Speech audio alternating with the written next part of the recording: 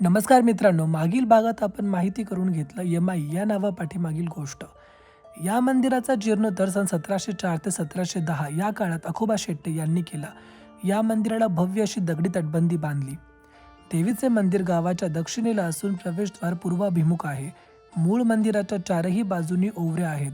समोर दोन भव्य अशा दीपमाळा आपल्याला दिसून येतात. या दीपमाळा हलवल्यास हलतात, हे येथील खास विशेष आहे. श्री जगदंबा मंदिराची रचना साधारण 3 टप्प्यात केली असून त्यामध्ये बाहेरील प्रांगण, प्रदक्षिणा मार्ग व सभामंडप यांचा समावेश होतो. गाभाऱ्यात यमाई देवीची चतुर्भुज स्वयंभू मूर्ती असून हे माहूरच्या रेणुका मातेचे स्थान आहे.